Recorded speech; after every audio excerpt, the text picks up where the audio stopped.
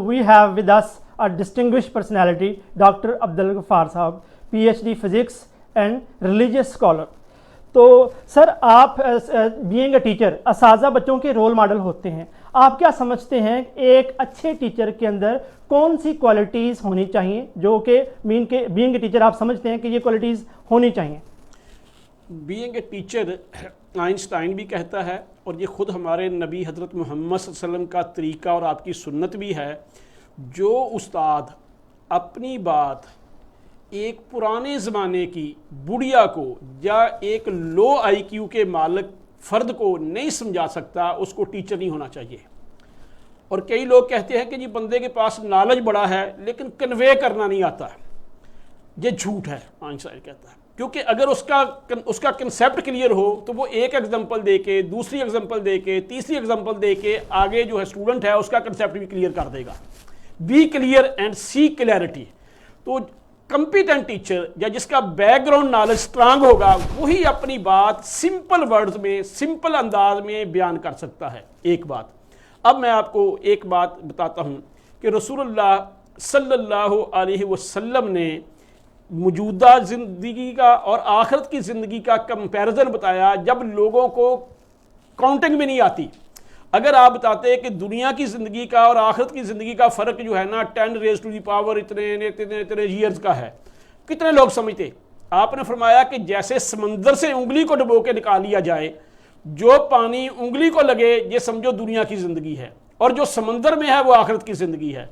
अब ये कंसेप्ट आपने ऐसे अंदाज में बयान किया, खा नबीने आदमी के सामने रख दो, खा आप PhD स्कॉलर के सामने रख दो, खा पुराने ज़माने के बंदे के सामने रख दो, खा आज तरक्की याफ्ता फ़र्द के दमान, ना ये मिसाल टाइम पीरियड के लिहाज से यानी आउटडेटेड हुई है, ना ये किसी इलाके के लिहाज से आउटडेटेड है। यानी फ्रांस के लोग भी इसको समझते हैं, अफगानिस्तान के भी समझते हैं, और साउथ अफ्रीका के लोग भी समझते हैं, देहाती भी समझते हैं, शहरी भी समझते हैं। तो कंपिटेंट टीचर वो होता है जो अपनी बात के अंदर रियल लाइफ से एग्जांपल दे सके और बच्चे को उसके इन्वायरमेंट में लाके अपने ऑब्जेक्टिव अचीव करने के लिए किसी एक्टिविटी में एंगेज करे। इसी को कहते हैं स्टूडेंट सेंटर्ड एजुकेशन।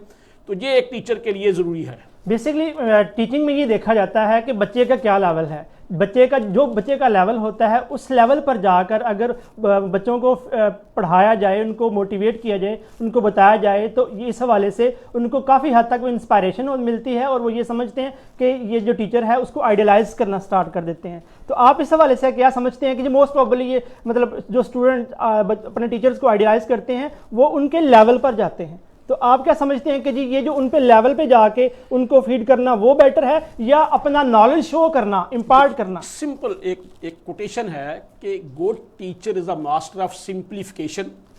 यानी अच्छा उस्ताद बात को सादा अल्फाज में आम फहम तरीके से बयान करने का एक्सपर्ट या मास्टर होता है। एंड एन एनमी ऑफ सिंपलिज्म, सिंपलिज्म ये होता है कि उसकी बात सतही ना हो, उसकी बात लॉजिकल हो, गैर लॉजिकल ना हो, ठीक है, उसकी बात डीपर हो। जैसे कि मैंने अभी आपको एग्जांपल बताई है समुंदर वाली और उंगली वाली, ये बात आम फहम है, बात सादा है, लेकिन इसमें मानवी जोर इतना है कि इसने कंसेप्ट क्लियर कर दिया। तो ये एक गुड टीचर की निशानी होनी चाहिए। बेसिकली जो देखा जाता है कि आप बेसिकली जो है टीचर्स के टीचर्स हैं, तो आप क्या समझते हैं कि आपका कौन सा ऐसा जो है पसंदीदा टीचर था जिसने आपकी ज़िंदगी में ये जो इम्पैक्ट डाला, जिसने आपकी ज़िंदगी को बदल दिया हो? देखिए, मेरी ज़िंदगी में टीचर तो बहुत आए हैं, लेकिन 3 टीचर ऐसे हैं जो मुझे अभी तक याद हैं। एक थे खान अब्दुल कयूम खान साहब थे। जब मैं 8वीं में पढ़ता था, उन्होंने एक दिन छुट्टी के बाद हमें रोका। उस दिन उन्होंने हमें एक्टिव वॉइस और पैसिव वॉइस और डायरेक्ट एंड इनडायरेक्ट एक दिन में ही समझाए, और अल्हम्दुलिल्लाह उसी वक्त से मैं जितना क्लियर हूँ, बाद में मेरा नॉलेज कब हुआ होगा, लेकिन मैट्रिक तक या FSC तक उसी ने काम दिया मुझे। तो वो मुझे अभी तक याद है कि उन्होंने 1-2 दिन ही लिए थे हमारे ओवर टाइम में। उसके बाद मार मोहम्मद शफी साहब थे जो हमारे 9th में टीचर बने। मैंने बायो 9th और 10th तक ही पढ़ी है चूँकि मेरा नॉन मेडिकल था, लेकिन अभी तक मुझे उनकी बातें, फाइलम जो है ना, प्रोटोजुआ, पोरीफरा, प्लेटीहेल्मस, मेटीहेल्मस, एनेलिडार, त्रोफोडा मोलस्का, अभी तक याद है। ये 75 और 76 की बात है, यानी 76 की। फिर वो ना CSS कर गए और सिलेक्ट हो गए थे, चले गए थे। दूसरा, मेरी ज़िंदगी में जो सबसे बड़े फ़र्द आए हैं, प्रोफेसर हाफिज़ मोहम्मद अब्दुल्ला साहब थे। ये बहावलपुर के मजहबी स्कॉलर भी थे और ये अलीगढ़ के पढ़े हुए थे।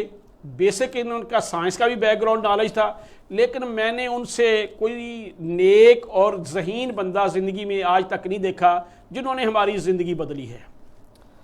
माशाल्लाह, आप जो है फिज़िक्स के मेन के सब्जेक्ट में मास्टर हैं, बेसिकली पीएचडी की हुई है। आपने डिफरेंट टीचर्स को ट्रेन भी किया, फिज़िक्स की डिफरेंट थेरीज़ को भी जानते हैं। तो या उसके साथ साथ आप मजहबी स्कॉलर भी हैं, रिलीजियस स्कॉलर भी हैं। तो आप जो है मजहबी आप खतीब भी हैं। एक मस्जिद तलहा में आप जुमा का खुतबा भी देते हैं। तो आप जुमा के खुतबा में आप मजहबी हम आहंगी के हवाले से क्या कहना चाहेंगे कि कितना ज़रूरी है, मजहबी हम आहंगी कितनी ज़रूरी है? देखें, पहली तो बात है कि मजहबी हम आहंगी कैसे हो सकती है।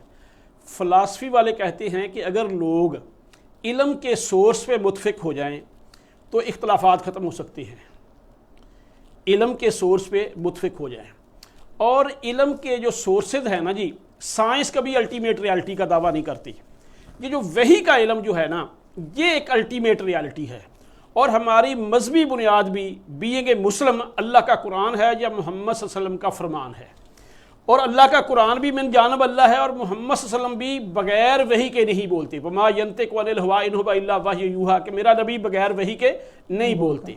तो हमें असल में इसके लिए कुरान और हदीस को आम करना चाहिए।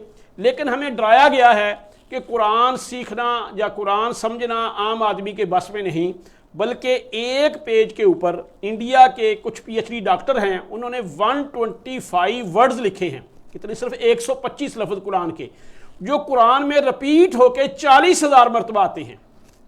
यानी कुरान के टोटल वर्ड जो है ना, ये 80,000 से थोड़े से कम हैं। यानी आधे से ज़्यादा कुरान जो है ना 125 लफ्ज़ों में है, जिनका माना आप भी जानते होंगे। अल्लाह का लफ्ज़ है, रहमान का लफ्ज़ है, रहीम का लफ्ज़ है, जन्नत है, जहन्नम है। बाकी हम थोड़ी सी कोशिश और कावश करें तो हम कुरान का तर्जमा सीख सकते हैं।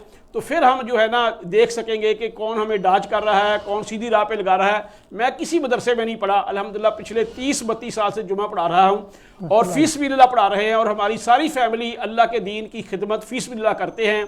बल्कि जिन प्रोफेसर अब्दुल्ला साहब का मैंने नाम लिया, वो ये आया पढ़ा करते थे, या अय्युहल्लज़ीना आमनू इज़ा नूदिया लिस्सलाति मिन यौमिल जुमअति फसाउ इला ज़िक्रिल्लाहि वज़रुल बैअ, कि जब जुमे की अज़ान हो जाए सारे कारोबार बंद हैं, हराम हैं। लेकिन कहते मौलवी का शुरू ही उस वक्त होता है, तो इसलिए वो कहते थे कि पानी ऊपर से नीचे आता है, नीचे से ऊपर नहीं जाता।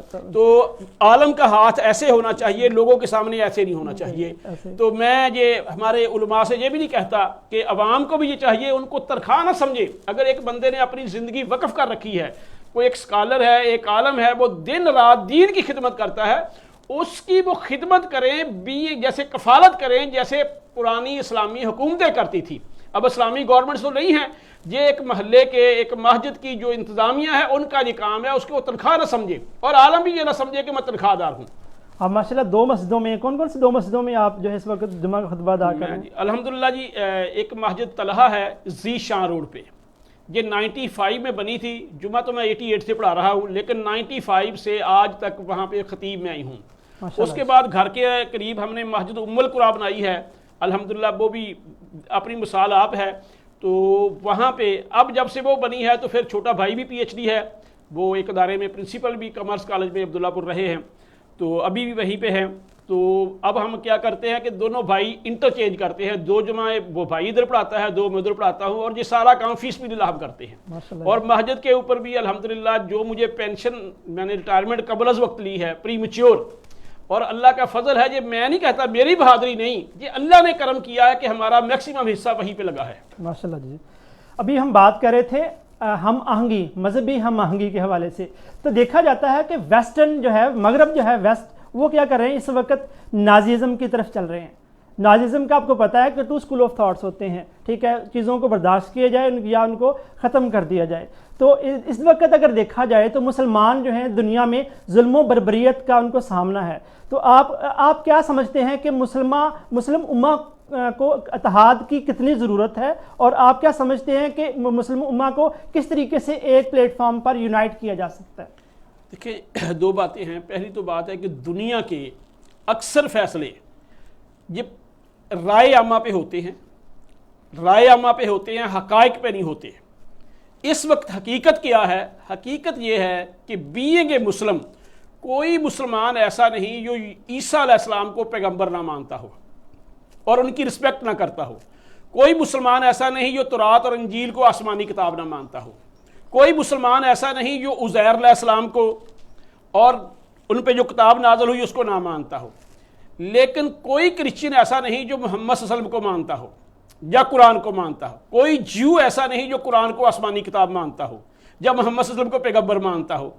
अब दुनिया के अंदर प्रोपेगेंडे की बिना पे क्या हुआ कि उनके पास मीडिया था, उन्होंने रायमा क्या बना दी?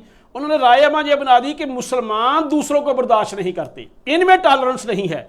हालांकि एजुकेशन का सबसे बड़ा ऑब्जेक्टिव क्या है? टॉलरेंस, बर्दाश्त। तो आइंस्टाइन भी कहता है कि it is the mark of an educated mind, he can entertain A thought without accepting it, कि ये पढ़े लिखे दिमाग की निशानी है कि वो किसी भी अकीदे को, नजरिए को, उसको कबूल किए बगैर उसको इंटरटेन कर सके। इसीलिए रसूल सल्लल्लाहु अलैहि वसल्लम के दौर में भी और आज हमारे दौर में भी मुसलमान, हमारे यहाँ जहाँ गिरजे हैं ईसाइयों के, किसी ईसाई को ख़तरा नहीं पाकिस्तान में। हिंदुओं के अपने जो हैं वो मजहबी जो उनके हैं तो उनको कोई ख़तरा नहीं। ऐसा ही हज़रत उमर के दौर में एक बंदा भीख मांग रहा था, ना उमर बिन अब्दुल अजीज़ के दौर में, ना हज़रत उमर के दौर में एक बंदा भीख मांग रहा था। तो भीख मांग रहा था, उससे पूछा गया कि तुम भीख क्यों मांग रहे हो? उसने कहा जी मैं नॉन मुस्लिम हूँ, अब मैं बूढ़ा हो गया हूँ, आपकी गवर्नमेंट में मुझे जजिया देना पड़ता है, मेरे पास इतनी हिम्मत नहीं कि मैं दूं। तो हज़रत उमर ने फ़ौरन उसका टैक्स माफ़ किया और फौरी तौर पे बैतुल माल से उसकी मदद की और साथ कहा कि इसकी जवानी से फ़ायदा हमने उठाया और आप जब बूढ़ा हो गया तो हम इस पर जुल्म करें। तो मुसलमानों के अंदर यह नहीं। और दो जुमले में कह के बात ख़त्म करता हूँ कि मोहम्मद और रसूल सल्लल्लाहु अलैहि वसल्लम जब मक्के से मदीने हिजरत करके आए, आपने हज़रत अली को क्यों पीछे छोड़ा था? क्यों आपकी प्रॉपर्टी थी अमानतें देने के लिए। अमानतें किन की थी? जिन्होंने आपसे को मक्के से निकाला। आपने ये नहीं कहा कि जैसे अमेरिका कहता है इनके जो बैंक अकाउंट जो है ना जब्त कर दो, इनके सासे जब्त कर दो, इन पे पाबंदियां लगा दो। आपने अपने दामाद को वहां पे छोड़ा कि उनकी अमानतें दे के आए, गो वो आपके दुश्मन थे। तो मुसलमानों के खिलाफ ये प्रोपेगेंडा हो रहा है, वरना ये ऐसी कोई बात नहीं। अल्लाह हम सब का हम नासर हो। सर बेसिकली जो है अगर हम देखा जाए, जो अगर हम बात करते हैं दोबारा फिर तालीम के हवाले से, तो हमारा जो बेसिकली जो एजुकेशन सिस्टम है उसमें जो निज़ाम जो इम्तहानात का सिलसिला है उसमें आप क्या चेंजेस देख रहे हैं? अभी देखा जाए तो कहा जा रहा है कि जो इलेक्टिव सब्जेक्ट्स हैं उनके ऊपर लिए जाएँ, जबकि जो लाजमी मज़ामीन हैं उनको जो है अभी ना उनके ऊपर ना लिए जाएँ। आप इस जो है फैसले को किस नज़र से देखते हैं? पहली तो बात यह है कि हमारे यहाँ एग्ज़ाम या असेसमेंट, इसका जो लोग ना जी, एक होते हैं गेट कीपिंग एग्जाम, एक होता है कि असेसमेंट फॉर लर्निंग।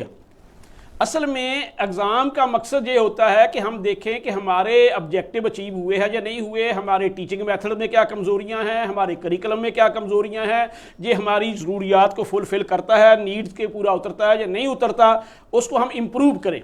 हमने जो है ना गेट कीपिंग एग्जाम का मतलब क्या होता है, इनको प्रमोट करना है या नहीं करना। ये ऐसे ही है जैसे हमने गेट पे चौकीदार बिठाया हुआ है। अब गेट पे अगर हम पीएचडी बंदे को बिठा दें, चौकीदार तो हम वो रखेंगे जो सिर्फ सादा सा बंदा है, वो गेट खोल दे। एग्जाम का ये लोएस्ट ऑब्जेक्टिव होता है पास फेल करना। एग्जाम के बहुत सारे और ऑब्जेक्टिव होते हैं। एग्जाम की एग्जाम्पल, असेसमेंट की एग्जाम्पल नकेल की है। जैसे नकेल से हम एक बैल का, एक भैंसे का रुख चेंज कर देते हैं, अपनी मर्जी के मुताबिक उसको हम जिधर मर्जी मोड़ लेते हैं। एग्जाम अगर हमारे बेहतर हो जाए, हम अपना पूरा एजुकेशन का सिस्टम इंप्रूव कर सकते हैं, चेंज कर सकते हैं। तो इसलिए असेसमेंट सिस्टम के अंदर बेहतरी लानी बहुत ज़रूरी है। तो असेसमेंट के हवाले से अगर देखा जाए, 2001 में जब मैं मैट्रिक में था तो उस वक्त ये था कि एक पूरा का पूरा एक जो है समरी या मजमून या मुकम्मल तौर पर उसको याद करना पड़ता था और उसके बाद मुकम्मल जो है फुल डिटेल से उसको क्वेश्चन को लिखना पड़ता था। 3 पेज हों या 4 पेज हों, जितने भी उनको मेमोराइज करके रट्टा लगा के उसको लिखना पड़ता। जिसका रट्टा मजबूत होता था या अच्छा होता था वो तो उसको एज इट इज़ लिख देता था, जो जिसका रट्टा मजबूत नहीं होता था उसके लिए बड़े इश्यूज होते थे। आजकल देखा जा रहा है कि जी एमसीक्यूज टाइप क्वेश्चन आ रहे हैं। तो आप क्या देखते हैं कि उस टाइम पीरियड में क्या लर्निंग ज़्यादा थी या आजकल के दौर में जहाँ पर मोस्टली जो है एमसीक्यूज एग्जाम्स लिए जा रहे हैं, तो वो मतलब किस हद तक जो है डिफरेंशिएट करें दोनों मतलब जो है? असल में जो पहली बात भी थी, देखें असल में वही बात है जो आउटकम्स है ना, लर्निंग आउटकम्स। लर्निंग आउटकम के अंदर टीचिंग मेथड भी होता है कि इसको पढ़ाने का तरीका क्या होगा। लर्निंग आउटकम के अंदर असेसमेंट का भी मेथड होता है। अब हमारे यहाँ टीचर्स को इन चीज़ों का पता ही नहीं है। मिसाल के तौर पे एक दिन एक टीचर पढ़ा के आया, जो मैंने टीचर ट्रेनर की बात की, मैंने कहा जी क्या किया? कहता सर मैंने पहले ना इसकी रीडिंग खुद की, फिर मैंने बच्चों से की, फिर मैंने इसके मुश्किल अल्फाज के मानी लिखाए, इंग्लिश का टीचर था, तो फिर मैंने उनको सारा कुछ कर दिया। मैंने कहा कि इसकी पहली आउटकम पढ़े। आउटकम ये थी कि student can identify nouns from A given text, कि कोई टेक्स्ट दिया गया उससे जो नाउन और वर्ब जो है ना इनको आइडेंटिफाई कर सके। मैंने कहा कि क्या आपने वो आइडेंटिफिकेशन करवाई है? कहता नहीं। तो मैंने कहा कि आउटकम तो ये थी, आप तो उनको कुछ और करवाते रहे हैं। असल में हमारे यहाँ यहाँ पे आगे कमज़ोरी है। अब असल में ऐसे लिखवाने का मकसद क्या होता है? राइटिंग इंप्रूव करवाएं। हम उसको कहते हैं कि अच्छा सा मजमून लिख के देते हैं, बच्चों को याद करना, उनकी मेमोराइजेशन की स्किल हम इंप्रूव करवाते हैं, राइटिंग पावर तो हम इंप्रूव करवाते नहीं। और रही बात के MCQs और ये दूसरा ऐसे टाइप, हमारे लोगों को ना ये आजकल कई लोग कहते हैं ये MCQs में नकल आ गई है, फलां आ गई, इसके बड़े मेथड हैं, गैसिंग करेक्शन फार्मूला है। और MCQs बेस्ट जो है ना ये असेस करने के लिए है, क्योंकि देखना होता है कि जो आपका सिलेबस है उसमें से जो आपका पेपर है वो कितने कंटेंट का नुमाइंदा है। अगर 100 नंबर का पेपर बनाया, हमने 100 MCQs ले ले, उसमें 100 कंसेप्ट हम चेक कर सकते हैं। अगर हम ऐसे टाइप 20 नंबर का या 10-10 नंबर का लेते हैं सवाल, 100 नंबर के लिए हम कंसेप्ट कितने चेक करेंगे? 10। फिर देखना यह भी होता है कि हमने MCQ किस लिए बनाना है और ऐसे टाइप किस लिए बनाना है। अगर आप मच्छर मारने के लिए तोप का गोला इस्तेमाल करेंगे तो आप तो बेवकूफ़ हैं। तो ये आपकी लर्निंग आउटकम का भी बताएगी कि इसके लिए आपका MCQ बेहतर है, कंप्लीशन यानी खाली जगह वाला सवाल बेहतर है, या मैचिंग बेहतर है, जो भी है, ये शॉर्ट आंसर बेहतर है या डिटेल आंसर बेहतर है।